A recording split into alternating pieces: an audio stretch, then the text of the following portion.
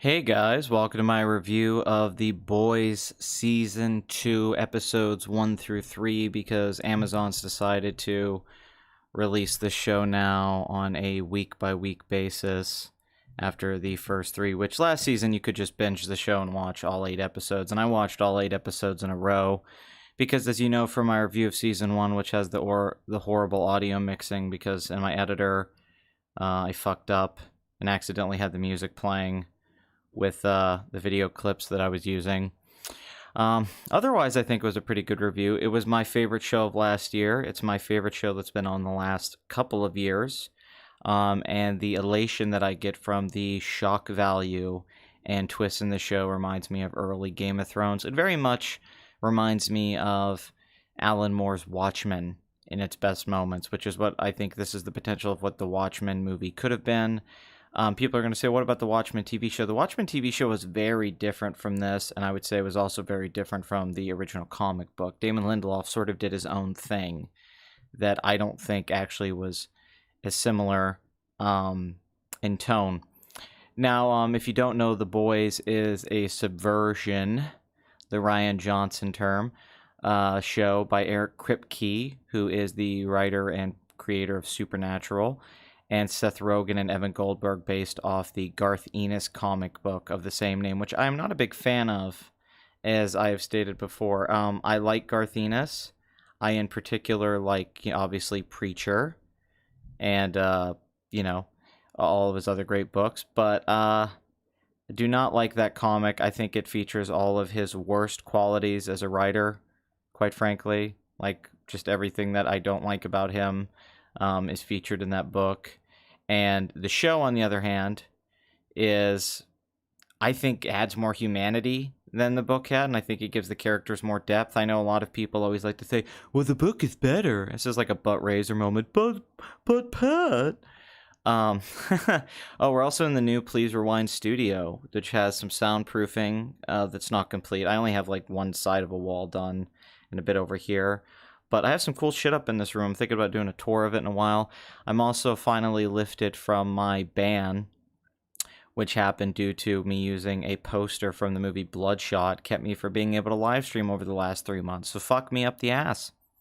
Anyway, I will be talking about The Boys after this on a week-to-week basis in a format sort of like the Game of Thrones videos I did last year during the last season, where a new episode came out, and then the next morning I would upload a video reviewing that episode specifically, although I don't think it'll be as negative as that was. So I think these come out on Friday. I don't fucking know. So the day after, look out. You're going to see an upload from me that's going to be an episode of each individual review. There will be 5 episodes of the show, and then maybe at the end of the season I'll do a live stream where I talk about the entire thing in its whole and see if it holds up to the first season or if it's a disappointment.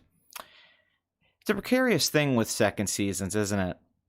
Because usually with a critically acclaimed show that becomes very popular, the second season, in my experience, is a letdown. Famously, The Sopranos, The Wire, 6 Feet Under, a lot of TV shows, even Breaking Bad, have very odd second seasons because you spend so much time in the first season building up the world and the characters, and it's stuff that the writer has been thinking about for years, that it's very difficult and a lot of times to follow it up with the second season. Now, there's examples of second seasons that surpass the first season of a show like this. Mad Men is an example that I can think of at the top of my head. Mad Men's second season is the best season of that show.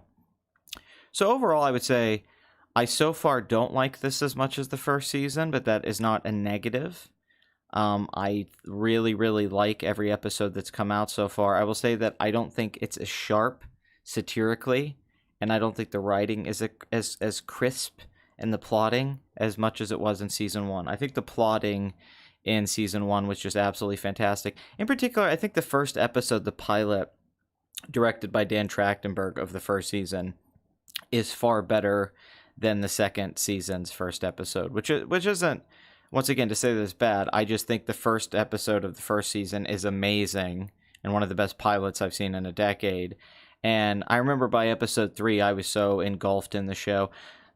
The thing about the second season is it feels like it's a bit more of a slow burn because the characters have to get back to where they're at, because, as you know, and there's going to be spoilers, so if you don't want to hear anything, don't fucking watch.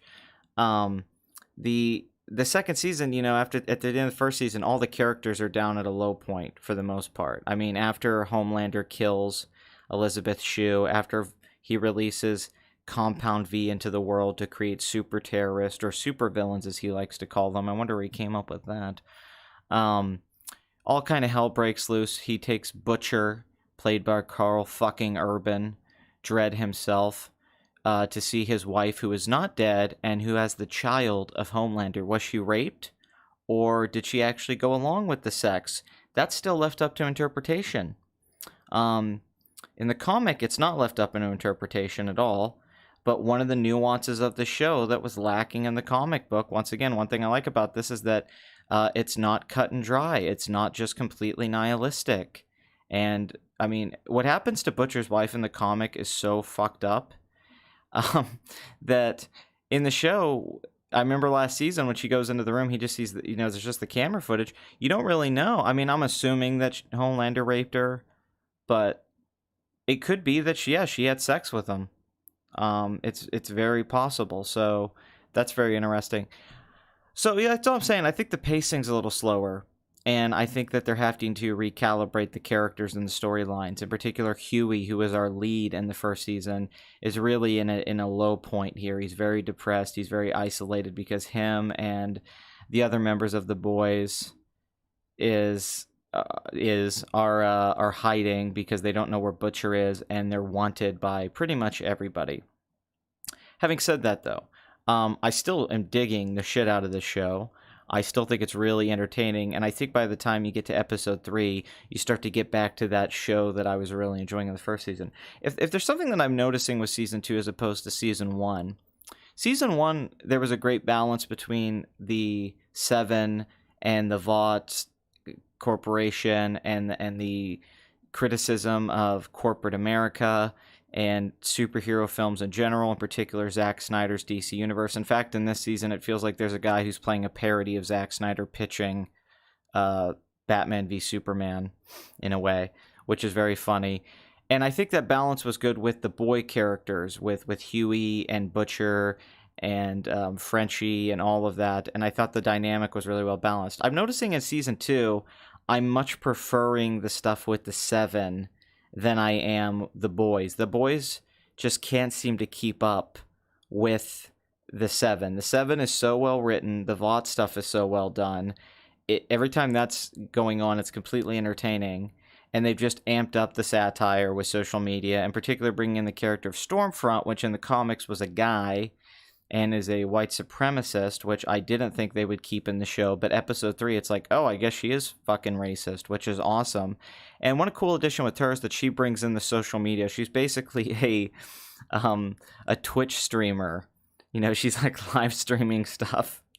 And she swears. And at first she seems like she's like a feminist who's sort of on the side of the female characters in the show. But then when you get to episode 3, the big reveal is that she's going to be really our new big bad, our new villain, and her and Homelander are in a conflict because she is taking his Starlight, which I think is, no pun intended there, which I think was intentionally done by the Vought Corporation because they cannot control Homelander, and her power levels seem to be at an equal level to him on some level. I'm assuming that she's more of a parody of Shazam, as he is Superman. More Watchmen than HBO's Watchmen, I presume.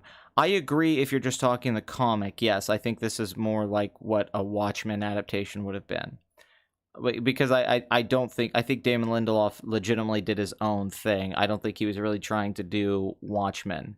There's moments in The Boys, in particular the scene in the first season where Homelander's floating through the crowd and Elizabeth Shue sees it on the television. That is very Watchmen and very wonderful. By the way, I don't want people to think I don't like Garth Ennis. I'm a fan as much as anyone. I just don't think The Boys is one of his great books, and I think that's why it isn't as well known as super popular as some of his other stuff. That's all I'm saying. And I'm not saying the show is like way better, but I think they took a lot of the concepts and bringing it into the time we live in now and superhero movies now.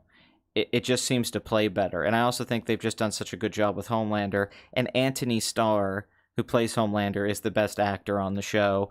He'll never win a fucking Emmy for this, even though he deserves it completely, because the show will be too gory or hardcore edgy for some people, even though Game of Thrones undeservedly won the Emmys the last few years. If the world was just, Anthony Starr would be winning the Emmys every year for his performance as Homelander. I don't know where the fuck this guy came from. He was on Banshee, and now he is just one of the most charismatic, menacing, likable, funny actors out there. In general, I think movies or television. So the first episode, The Big Ride, which is directed by Philip Scarica. Don't know if I'm saying that. I really dig this episode. I think it's pretty tight. It's pretty well written.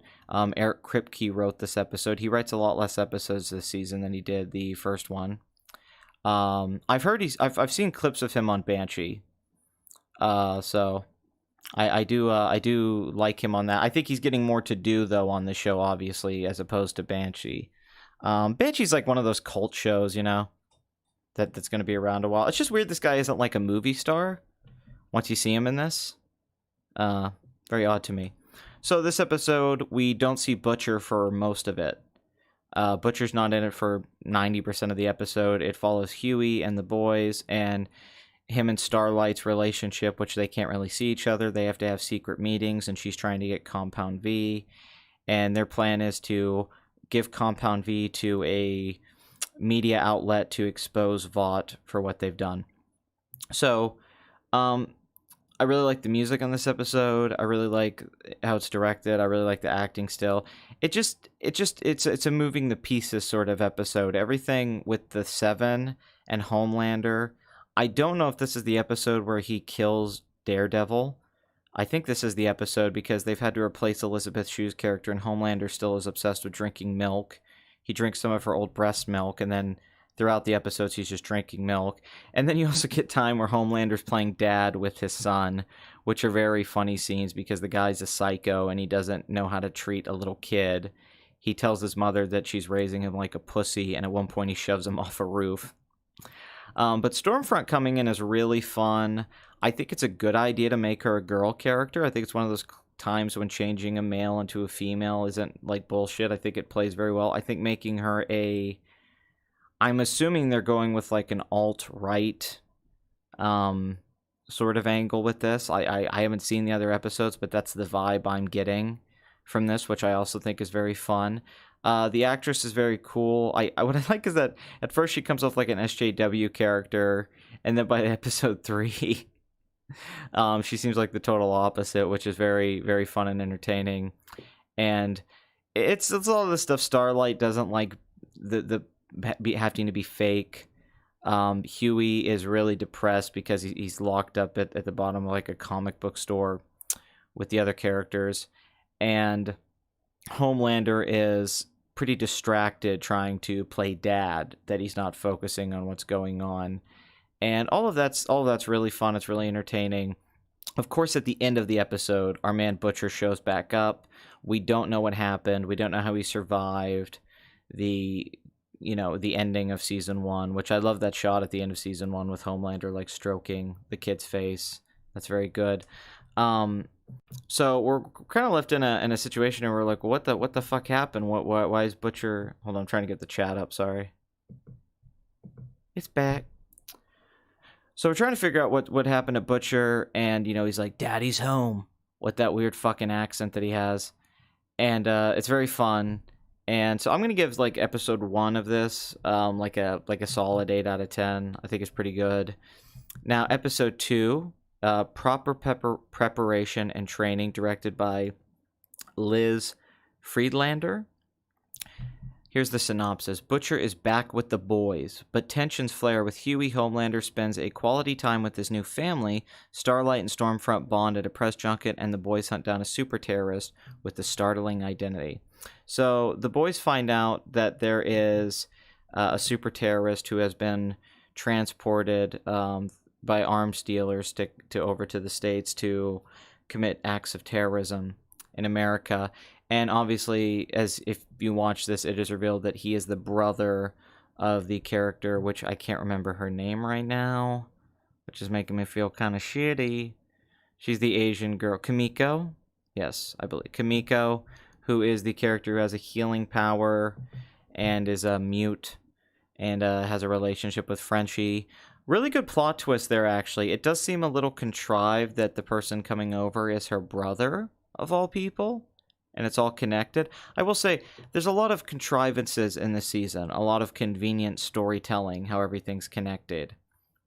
I really didn't like. I'm trying to avoid it bothering me, but as the show went on, I started to notice, like, this just isn't quite as clever in the plotting as it was, even with the FBI agent played by, what's her name, Jennifer Esposito or something like that. She was that sexy chick that used to be in movies and TV shows, but her head blows the fuck up, and it just comes out of nowhere.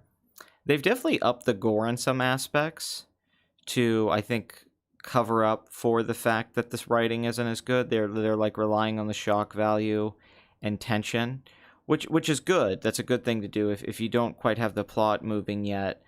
One thing I do like about this show is that there is tension, because everyone's always on edge because these superheroes can just kill them, and they make that very clear. I also forgot to mention Black Noir's montage at the beginning of episode 1, which is fantastic, which has Sympathy of the Devil playing. which is very entertaining. And there's a part where he has like a little stuffed animal in front of a kid and he like shakes it. That's very fun. I love everything with Black Noir. And after the explosion, I'm thinking they're going to keep his backstory the same as in the comic books, which there's a plot twist with that character and his connection to another member of the Seven. So yeah, episode 2 is probably my least favorite of the 3. I still enjoyed it quite a bit, but yeah, like I said, I thought there was a lot of contrivances in the writing, and I don't quite get some things about it so far. I mean, like, Butcher surviving the way he did, because it seems like Homelander's made a deal with Butcher's wife that if he gets to raise the child and have an influence on him and they can get along, then he let Butcher go, which I don't really know why Homelander would take that deal. Why wouldn't Homelander just kill Butcher, then do whatever the fuck he wants, or kill the mother and then just take the kid for his own? That doesn't seem like his character. It's odd to me that he would just let Butcher live. It's very hard to buy that. I was hoping that there was some way that Butcher cleverly outsmarted Homelander to get out of his situation, but it seems like they just had to figure out a way to get him out of there so he could still be in the show without Homelander just killing him. Him letting him live is kind of like Homelander. He's torturing him in that way, like, hey, I'm gonna go play, dad with your wife, and you can't do anything about it. I sort of get that, but it also just didn't totally sell for me. And once again, Kimiko and her brother finding each other so conveniently. He has like telekinesis, basically. He has like a push power. And one thing I do like about the season so far is that Billy, the Butcher character, is more in line with the comic book counterpart, because in the comics he's much more of a villain and much more of an unlikable asshole character, and he's more of the main character in the comics for a lot of it. I mean, the first scene of the comics is him fucking the FBI chick up the ass. Where in the first season, I thought they made him rather likable and sympathetic. But here he is showing that darker side to him. He is trying to kill. He does not care about the rest of the group for the most part. He is willing to kill everyone. I think Homelander's reluctant to kill the mom because he likes her and maybe wants his son to have a mother, but also I think he enjoys the turmoil between Butcher and him and the wife. I could see that. I just wish they would develop that a little bit more. Where it does amuse him, but it also makes him seem a little... I think he's smarter than that. I don't know. It just seems... Because the way the first season ends, I would agree with you if that was Homelander like midway through season 1, but by the end of season 1, I took it that he has just gone full evil once we realize he releases Compound V into the world, and then once he kills Elizabeth Shue. It sort of just felt like he was just a full-on villain. And now it's like he's playing games again. I don't know. I have a hard time with it. I wish we would have... Maybe they'll show us more. That's the issue with the episodes week by week. But it's a little odd that everything sort of happens off screen with Butcher. I thought season 2 was going to start where season 1 left off. I really did. I thought the opening scene was going to be Butcher at the house with Homelander and the wife and seeing what happens there. I was a little surprised that they actually did that in a flashback. It's definitely not obvious, but he enjoys toying with people sometimes. He didn't kill the Daredevil kid. He deafened him instead just to mess with him. Do you know he didn't kill him because he lost a lot of blood and he was still laying on the floor bleeding out from his ears?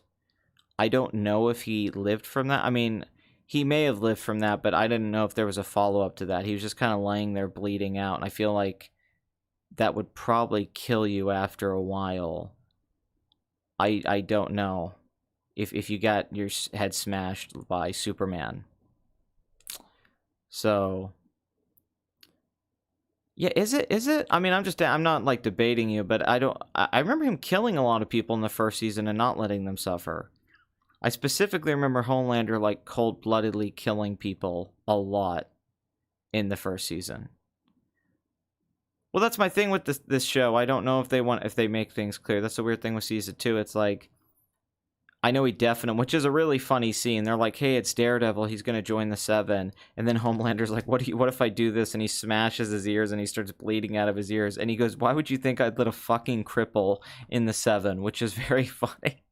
because he's acting so nice. It's that great thing that Anthony Starr does, um, where he like, where he's acting like Superman. And yeah, I mean, I agree with you. It is worse if he just deafened him and left him alive. But I don't even know if we'll ever see that character again, to be honest. I would like if they followed up with that character, though. It'd be very entertaining to me if they brought Daredevil basically back in to the show, and he was blind now, and if somehow he was even involved with helping the boys or something like that, I could see. I mean, they'll probably not do that, but that would be something I would like to see if that wasn't just a one-off scene for comedic effect. If that actually had a payoff later, that character wasn't done there. But who knows? So I do like I said, I like that Butcher is more evil Butcher and more cold-blooded. I mean, he is really being a dick to Huey. He punches Huey in the fucking face and tells him, if you keep me from my wife again, I'm going to kill you. And that's awesome. I'm very into Butcher being that way because, in the comic, he really becomes more of a villain as it goes along. And I'm hoping they stick with that, even though Carl Urban's so charismatic and likable, it'd be tough for that. But it also gives the show complexity that Butcher is becoming the thing that he wants to stop. Although episode 3 kind of pulls that back. So we'll have to wait and see on that one. But I like everything with Butcher having to write down, trying to remember the location and the house and everything like that so he can find his wife again. I also really like the action scenes. I really like the... I mean, it seems like there's a little bit less action than there was in some parts in Season 1, but I could be wrong. I just felt like there were set pieces that stood out to me more. But I don't remember everything, to be fair. Episode 3 is really the big action episode, and I feel like Episode 4 is going to be a big, big episode. Because obviously we get the big reveal of Stormfront being the new main bad guy, because Homelander hates her too, although they might team up as the season goes on. Who knows?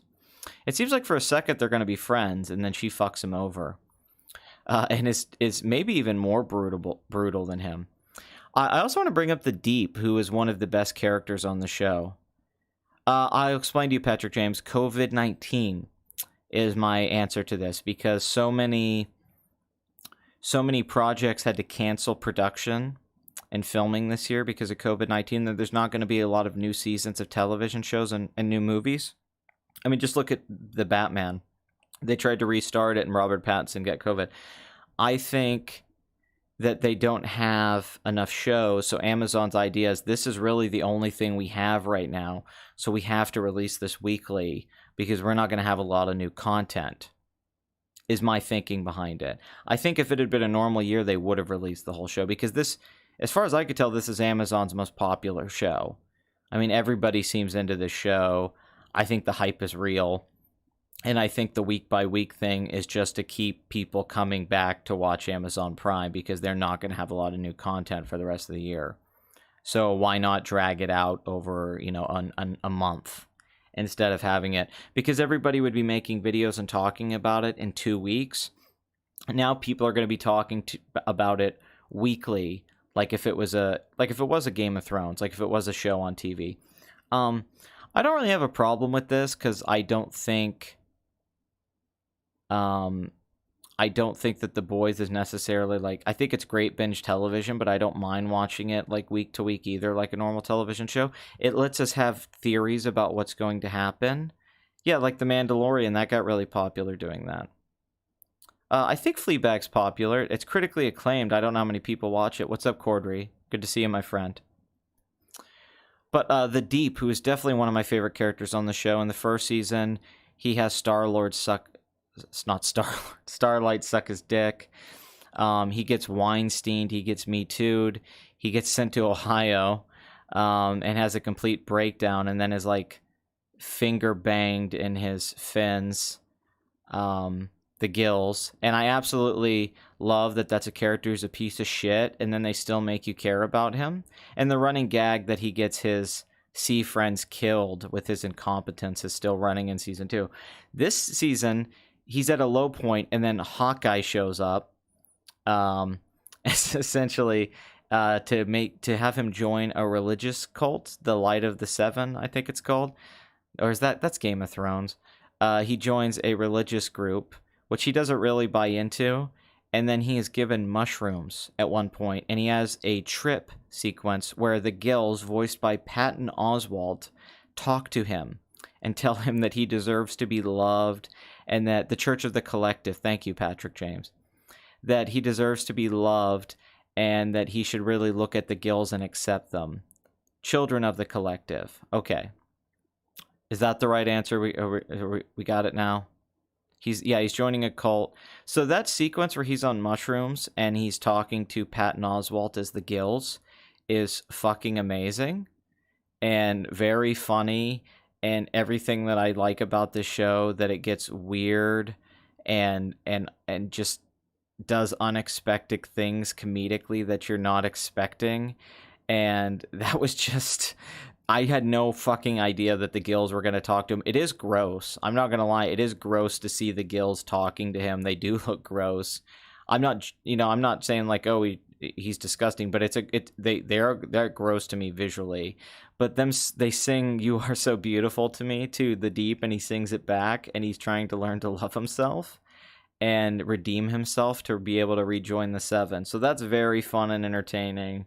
And I really love Deep's character arc. I'm hoping with the arc of the show as it goes on, as a fan, my hope is that Homelander's son becomes a key to defeating Homelander, as he's the only one who has the powers of Homelander. He's basically Superboy, and he doesn't like Homelander. There's a moment it seems like he's starting to get along with Homelander. They're eating pancakes, and he's having a lesson in Spanish, and then Homelander's like, oh, Jesus fucking Christ, teaching this kid fucking Spanish. But he seems like he calls him dad, but then Homelander just makes those Homelander mistakes, and then he sort of realizes that he can't make this family dynamic work, so he abandons it to go back and rejoin the Seven, and realizes he needs to put his focus back on that. And I think that a big character arc in the show, my thinking is that the Deep is eventually going to become a good guy and help defeat the Seven and bring down the Vought Corporation with the boys. Now, I could be completely wrong about that, but it feels like that's where the show's going, that the Deep is going to have this long redemption arc where he will be forgiven by Starlight, which would be crazy if he was forgiven for what he did, and is going to be a key factor. Because the guy's so pathetic that if he actually did succeed, let's say in season 4, although I don't think this show should run 6, 7, 8 seasons, I think at best they should try to keep this to 3 to 4 seasons, so they don't do that thing where they get to season 5 and the quality of the show drops off. The story has to end at some point. I love this show. I wish it had more episodes, but I also think you can't eat too much of a good thing. You know, I mean, I wish the seasons were 10 episodes long instead of 8, but I'm sure that's a budget issue. But Eric Kripke, the showrunner, having worked at Supernatural, he really knows how to do a television show. And I'm a fan of Supernatural, by the way, in particular the first 5 seasons. So I would like to see this show end sooner than later. So if, let's say, it ended after 4 seasons, I think that would be perfect. We'd get, like 32 episodes. And that would be fine with me. I think the show doesn't need like 70, 80 episodes. It has a lot of plot, and I think you could do a longer show. But I think just to keep it ending on a high note, because after a point it's going to be, how long are they going to avoid Homelander killing them? How long is it going to be, Yeah, but Supernatural is kind of an episodic show, too. It has a lot of standalone episodes. I haven't really been digging Huey this season so far. I got to be honest. I loved Huey in the first season, and I loved Starlight in the first season. But I definitely feel like I like the thing with the Billy Joel music video with Huey. That very much reminded me of the Spice Girls speech in season 1 from Butcher. And that feels spiritually connected to the first season. I like that he's thinking about this music video and he needs a second win. I'm hoping what they're doing is that Huey's just kind of in the shit right now, and then after the end of episode 3, once he seems like him and Butcher are getting back, getting along again, that Huey will become more of the character we want him to be. He's sort of in an Empire Strikes Back moment right now.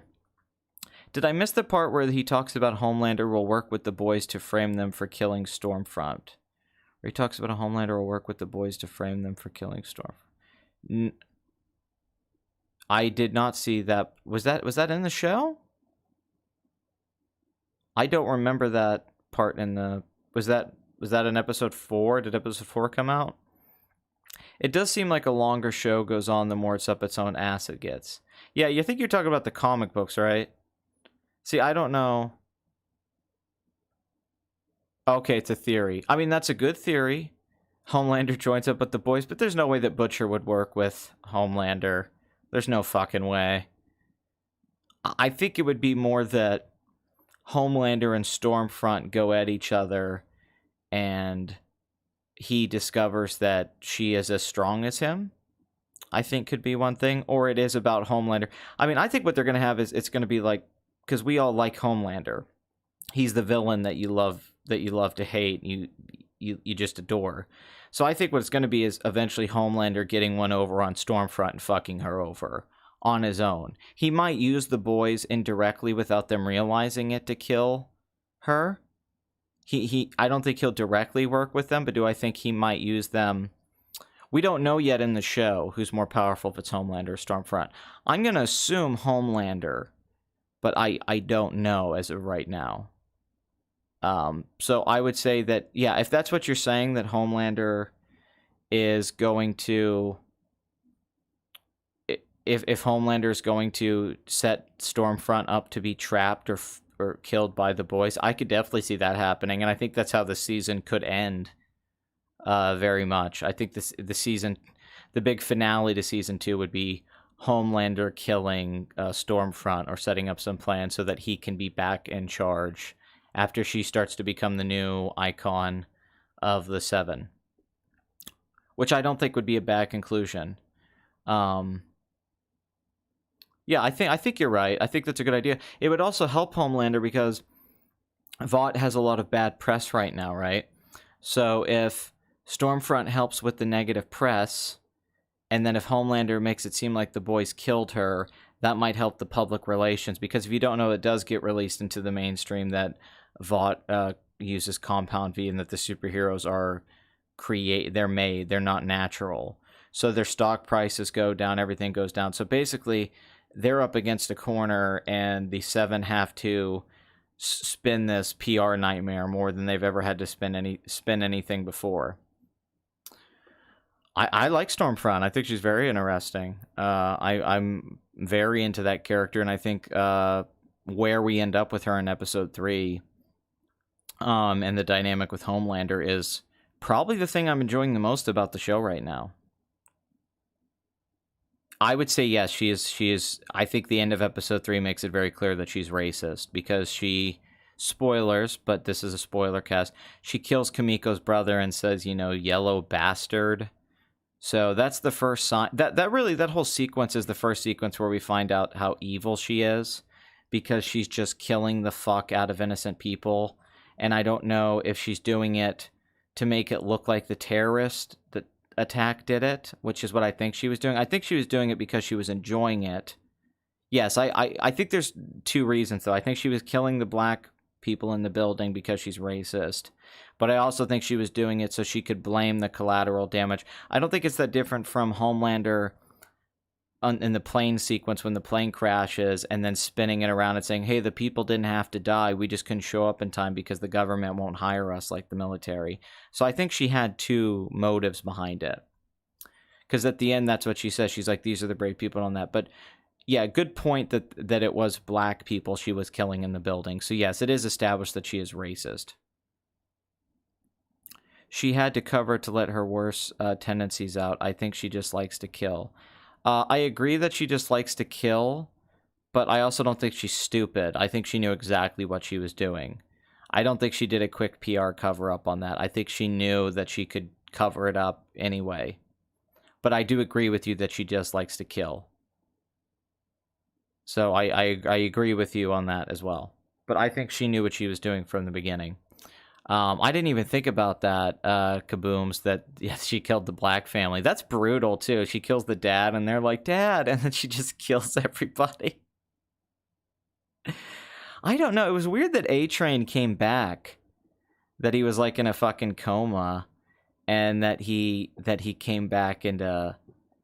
Yeah, that's the thing. It's nice to have a character who's savvy with the social media aspects of this stuff, that is like a YouTuber or a Reddit poster, that she's not just doing interviews and stuff like that, but she knows how to communicate to millennials and Zoomers. So that part, yeah, no, it's brutal, man. This show is fucking dark. I mean, it is. Kudos to Seth Rogen and everyone for sticking to just a really, really dark show. I wish Preacher had been this fucking good. Why the fuck was that on AMC? This is such a better adaptation of an Enos comic than Preacher was. Also, Seth Rogen shows up talking about how he's working on movies, which is really funny. All that stuff is still really funny. The in-universe movies and world building and all of that is still very well done. The fake TV shows, I still love all of that stuff. So really, Homelander might have gotten to Kimiko's brother if he wasn't spending so much time with the Huey situation. That's once again where Homelander's flawed. Stormfront is focused on the big picture. Homelander's focused on trying to get Starlight to kill Huey in episode 3.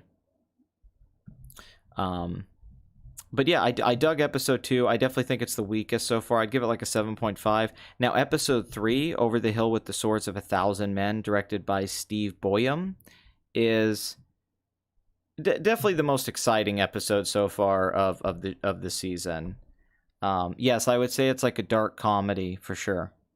I'd say it's a dark comedy mixed with a satire, and also it's just a dark show. It's just a drama with very dark situations and dark themes, which just gives it a level of humanity and complexity. Like I said, I can only really compare it to Game of Thrones in that sense. That what Game of Thrones did for fantasy shows, this does for superhero shows. This is what I always wanted. All of the stuff that's always on the surface level in most superhero movies, this show actually explores those things. And it does have real-world parallels, which is what Zack Snyder tried to do and failed to do in his DC films. It succeeds in this television show.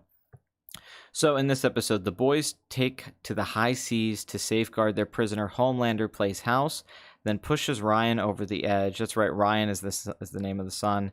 Starlight is forced to make an impossible choice. Stormfront reveals her true character. Kimiko didn't have much motivation to her brother killed. I agree. I do think the boys feel underdeveloped and undermotivated. I mean, I get it that, he wants to get back with his family. Frenchie cares about Kimiko. Huey wants to be back with Starlight. I really like how they handle Starlight this season, that she's learning how to play the game, that she's just an atheist now, and she's just given up on a lot of the things she believed in, but she is learning how to manipulate and talk, and A-Train tries to blackmail her, and she's learning some things from Stormfront. I like that Starlight is because she's not as strong as Homelander, and she didn't quite know how to do the media game as much, but now she's learning. And I've just loved the actress, and I love the character of Starlight. She runs into a friend of hers named Gecko, I think's his name. And this is just a funny subplot. This is the guy she gets to give her Compound V. And he can regrow body parts. So he lets people show up in hotels where he lays down tarp, and people are masochists, and they give him money to cut off his body parts. So a guy gives him $400 to cut off his arm, and Starlight's filming him. And of course I am. Every good man is. And then he says to the guy, "You can cut my dick off for an extra $1,000." And the guy's like, "Where's the closest ATM?" And then this kid, he talks about how him and Starlight were in a Bible camp, and he was Jesus, and he could put the nails in it. Fucking fantastic. That's just one of those things this show does. The guy saying, "You could cut my dick off for an extra grand." Fucking love it. That's the shit I watch this show for. Like, please, more of that.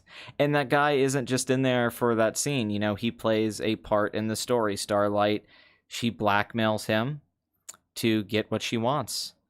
And he might play out in the show again. So that's one of those things where everything that was set up pays off with that character. So that's really good writing that doesn't feel contrived. That made sense to me and was very well done. So Kimiko and her brother, she's trying to get him to be good and not be an evil terrorist. And they're all trying to talk to him. There's a really good scene where Frenchie goes to talk to him and brings him like a Red Bull, and then he uses the Red Bull can to cut himself out of his um, duct tape that they're holding him hostage with. Butcher tries to make up with Huey. It's not working. Huey is very pissed. This is the episode we find out about the Compound V being exposed, and then it's showing that Huey is actually making more progress and bringing down the Seven and Vought, because they have to bring down both, than Butcher is, which Butcher doesn't like that. I like the Ryan. I mean, it's obvious that Ryan was going to hate Homelander, but they still did it very well because, yeah, Homelander is fucking scary. He doesn't know how to talk to people. He can fake emotions somewhat on TV, but he clearly has no idea on how to talk to a kid. He just, it's so obvious, and that's what's really fun about it, is that, you know, he just thinks that, oh, well, I'm a superhero, so he's just going to automatically love me. And then the kid's like, no, you're an asshole. And he, you know, he pushes him. He pushes his father, and, you know, tells us to, you know, leave us alone. He's like, I fucking hate you. So that was very interesting that already happened so early in the season. I thought they would save that for later on. Clearly developing the idea that Ryan will be key to defeating Homelander. And Butcher's... You know, it's a good thing because the show might end with Ryan and his mother, you know, and Ryan, hey, I'm doing something, don't come in here. Ryan and his mother, sorry, I didn't mean to say, can he fly, do you think? I think he can fly, just not yet. Calling him dad as a final bargaining chip. Yeah, I guess he did do that out of desperation, right? He didn't, it's like I got caught masturbating by my mom or something. Hey, don't come in here. Whacking off.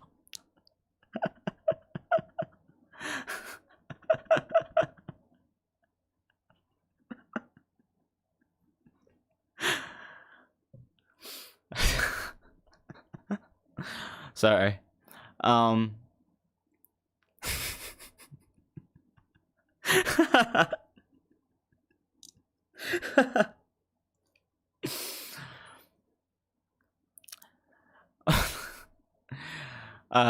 Yeah, that is yeah, Homelander drinking the breast milk and drinking all the milks is yeah, really is really funny. Yeah, pretty much everything with Homelander still like A+. I still love... Where are we? How long are we on? I don't know how long this has been going. Where the fuck are we? Why? It's not showing me the length of the stream right now. Sorry, guys. I was trying to check where we were at length-wise. Is Ryan the first natural-born superhero? In the show, yeah, it seems to be. Seems to be that's where it's going. So this all culminates in the FBI showing up, or the cops showing up in a helicopter, Kimiko's brother taking it down. Then the boys, the Deep tries to show up and stop the characters. He tries to show up with a whale to stop what's happening, and of course the whale gets killed by the boys with the boat. Butcher kills the whale because every time the Deep brings in one of his sea friend creatures, it brutally dies, which is very, very funny. And it's a great sequence. It's actually one of the great, like, what the fuck awesome sequences of season 2 is the whale getting killed. Okay, thank you, kabooms. So that sequence is great. The Deep is like, Lucy, I miss you, I love you. And then the Seven show up, and it's like, fuck. I also like the scene where Huey's in the whale, and he's like, I'm just gonna stay here for a while. So they're getting chased by the Seven through the fucking caves. A-Train keeps having heart issues because of what happened in the first season. Starlight finds Huey, but then Homelander shows up. I like the dolphin, too. I also like the lobster sequence in the first season. So, yeah, the scene inside the whale is fucking crazy. That's just the creative, macabre humor of the show that I fucking love. It's a juicy steak. And the sequence that we get is probably the most exciting moment is Kimiko and her brother running from Stormfront as she just kills people through a building and brutally kills Kimiko's brother, and is racist. And Homelander being confronted by Butcher, who is convinced that, Huey is the canary and he's going to go too far if he lets Huey, die. So he comes in and he uses Kimiko's brother before the final sequence there to bring down the I don't know, the fucking ceiling, I don't, the structure above Homelander, to knock him down into the pits of despair. He falls into the pit from Army of Darkness. Although I don't really know how Homelander just didn't laser eyes right through that and fly right the back up, but whatever. But it is nice to have that scene between Homelander and Butcher. I was having pancakes with your wife. It was delicious. And so, yeah, then Stormfront gets all the media attention because Homelander's like, hey, I said save the guy for me. I want the attention. And she's like, sorry, Grandpa, you snooze, you lose. And then she turns it around into a positive, and now she seems like she's going to be the new, head of the media front of the Seven and the Loved One, while also being the villain character to Homelander and to the boys, because she is fucking brutal. The way that she kills Kimiko's brother is really, really fucked up. And I am very scared to what she would do to any of the main characters that I like in the boys. So that's scary. So we're left in a pretty good place. Stormfront as the villain. Kimiko now wants vengeance towards Stormfront for killing her brother. Huey and Butcher.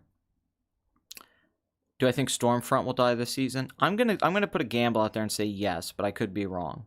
I think she'll die at the end of the season, because I think they're gonna have major deaths like that at the end of every season. But I don't know. It's a slight misdirection where we see Starlight. We see Homelander and we think he's giving Starlight the evil eye, but he's actually staring at Stormfront. Yes.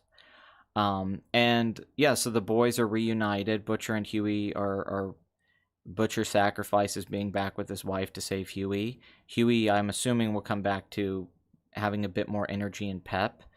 And now we have this dynamic between Homelander and Stormfront. So I'm pretty fucking pumped. So I'll give this episode 8.5 out of 10. This is so far the best episode of season 2. And the next episode is 1 hour and 8 minutes long. So it will be a longer episode than average, which I'm very excited about. I'm hoping it's a pretty thrilling episode. The episode after that, episode 5, is 1 hour long. Episode 6 is 1 hour and 5 minutes. Episode 7 is 54 minutes. And then the finale is going to be 1 hour and 7 minutes. So the longest episode of the season, I believe, is going to be the next episode. So last season, season 4, is the airplane episode, which was a big standout moment, was the airplane sequence, which was in the comic, where Homelander and Viv, I think, that Homelander leaves everybody on the plane to die. He's like, why are you even asking me to save these people? Like, you're crazy. Which is one of the most tense, fucked up 9/11 parallel sequences I've seen in anything. So I'm hoping with episode 4, because Kimiko's brother, it's like it's not like his death super mattered to us. We didn't really know him that well, where we do care about some of these other characters. So I think in the next episode we're gonna get a really, really fucked up sequence. I think somebody big in the show is gonna die. Maybe one of the boys. It could very well be Frenchie. We don't know. Maybe one of the 7 is going to die in the next episode. I don't know. And I don't know if anyone's seen the next episodes. I don't know if critics got to screen more than the first 3. So, yeah, somebody major is I'm assuming is going to die. I think a major plot things are going to happen. I'm at a point now where I'm really excited for the next episode, and I can't wait to do a review of that. But so far, I'd say the season is really good. I don't like these first 3 episodes as much as I like the first 3 episodes of the first season, which I was just in love with. The first 5 episodes of season, first 4 in particular, I loved, of season 1. I think these are really good, though, to great, and I still think it's an entertaining show. Just like I said, I think the writing's a little sloppier. I think it's a little more contrived. I think some things don't totally make sense. I don't think character motivations are all there like they were before. I think the boys, their storyline isn't as compelling as it was in season 1. You know, them keeping Translucent in the cage and Huey blowing him up and all of that was just so much more compelling to me, and Homelander being outside than what's going on with them where they're at now in the story. Where everything with the Seven and the Deep and Starlight and all of that stuff and Stormfront, I think is great. And Gus Fring with Vought and them being exposed. Pretty much half the show, I think, is as good, if not better, than season 1. And then the other half, which is the boys focused part of it, I think is lesser than season 1 so far. Now, if the next 4 episodes are all amazing, then this could end up being a better season than season 1. It might just build momentum as it goes along instead of, you know, having a really good story episode by episode. I don't know. What is the best way to help a European civilian Nats with the patriot community understand the importance of the posterity of the given European country they are living in, and it needs to exist? Thanks. What? Within the patriot community, understand the importance of the prosperity of the given European country they're living in, and its need to exist. I mean, I don't know. That's a fucking complicated question. I don't know if I'm the guy to ask that question. I think he does miss I miss the patriarchy too. Sometimes I want to bring it back, especially in the world we live in now. Fuck, I thought we defeated that shit in like 2016, and it's still fucking around, man. I just can't believe it. It's gotten worse. This shit's worse. Stormfront has entered the chat.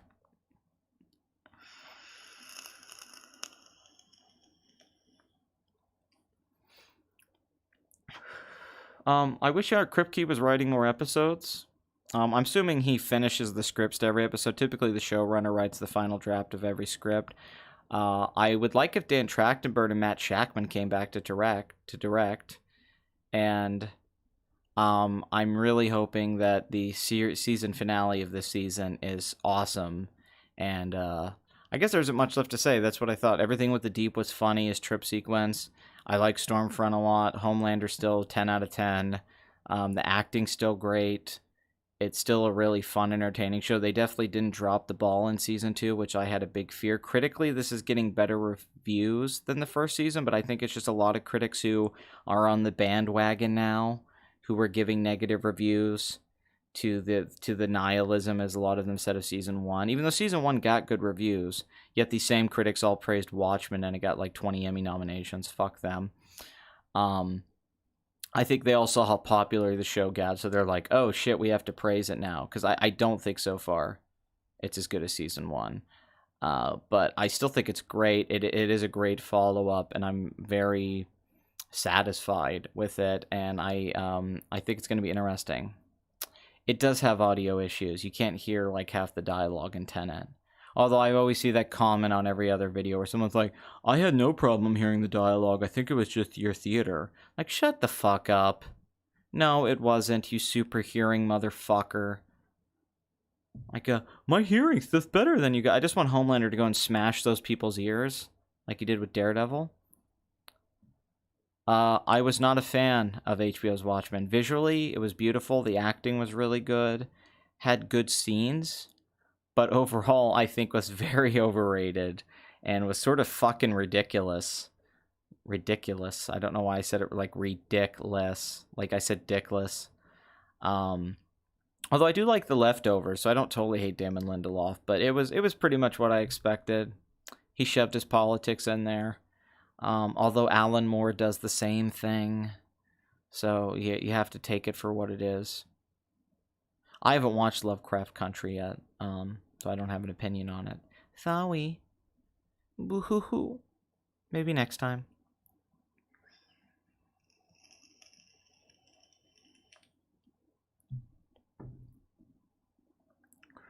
Lindelof is dickless. Yes, it's true. This man has no dick.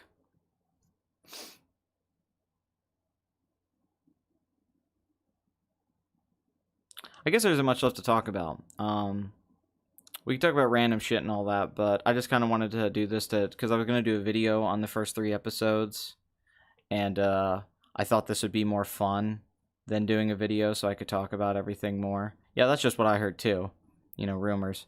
And then I'm going to do the week by week, but there will be more Please Rewinds coming. I'm going to be doing them with Madcap. Blood Money and myself have agreed to continue the Beef Stew podcast, which we'll be doing once I get this screw adapter for this fucking mic stand. So I ordered an adapter for it, and it doesn't work with my microphone, so I still can't put this microphone on this mic stand yet. But when I will be able to, I'll have the microphone right here, and it'll be incredibly sexy, and I can talk into you with my nice, deep radio voice. Thank you for all the reviews. Keep it up. Thank you for the super chat. You keep it up too. Remember, at Please Rewind, it's not about me. It's about you. So that's going to be fun. Having the mic stand here and, you know, and being able to be professional now. I got my little setup in here. I have a piece of film from Jurassic Park. I have my Dazed and Confused poster, which is from the Criterion DVD. I have the Time Bandits timeline and how time travel works. I have my Blade Runner concept art over here.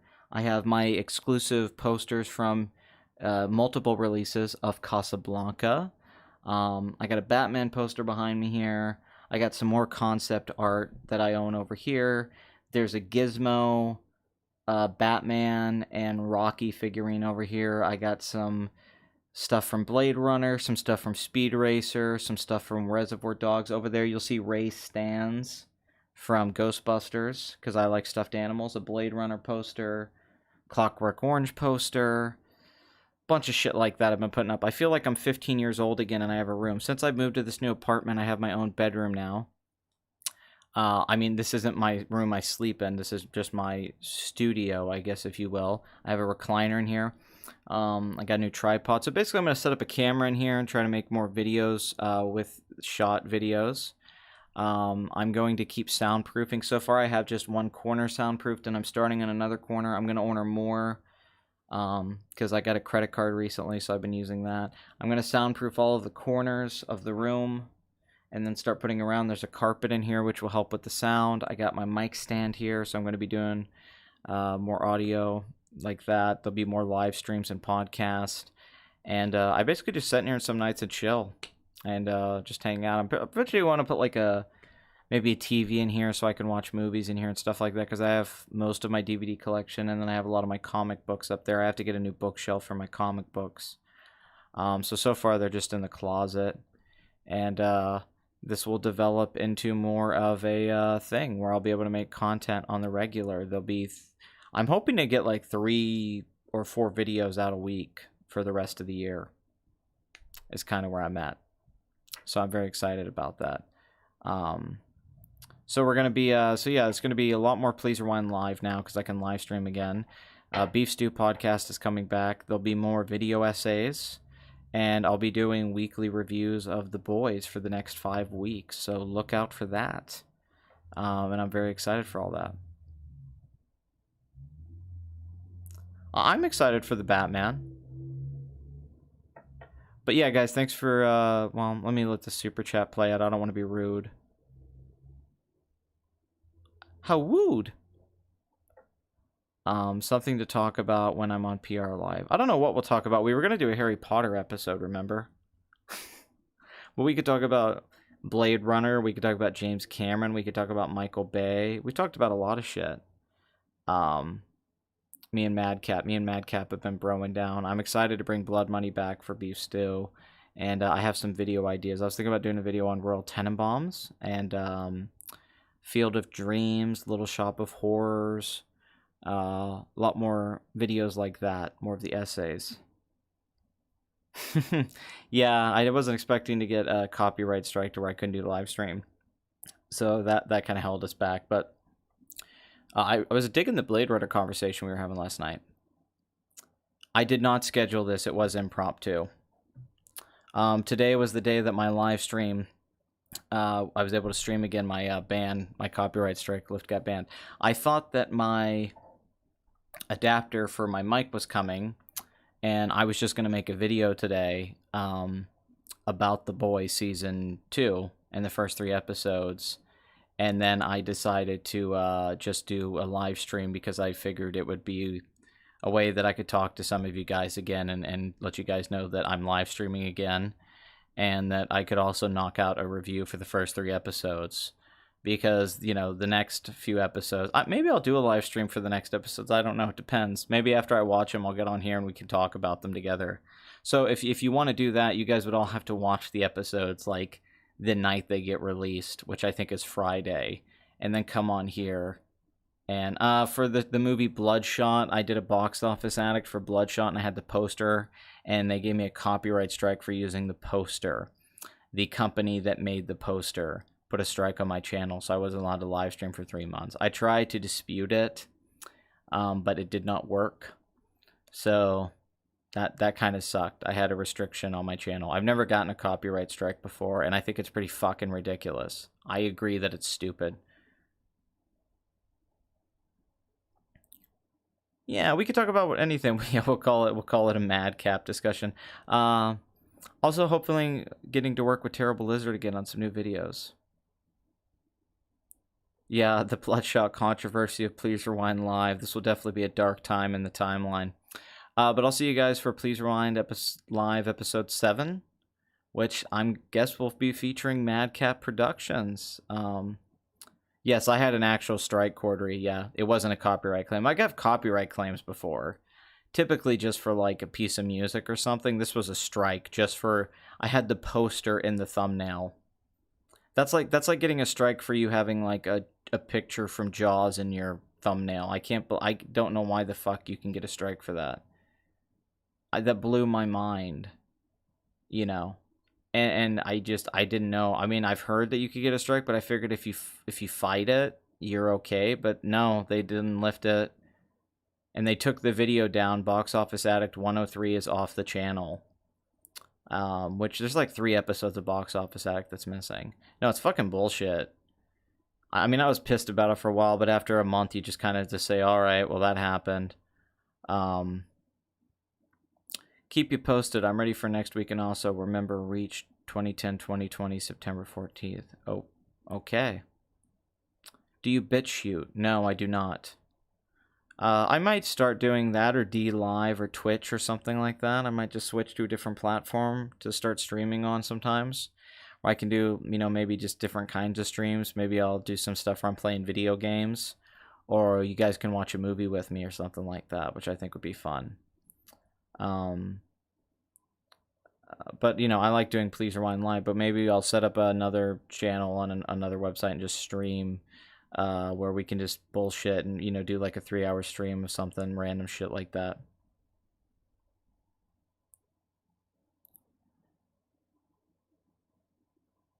Alright, guys, I'll see you guys next time. Thanks for tuning in, and I hope you guys are enjoying The Boys, because they are back in town again. And it's been fun, just like it was a year ago. And it's just so nice to have new shit to watch in 2020. It's been a rough year.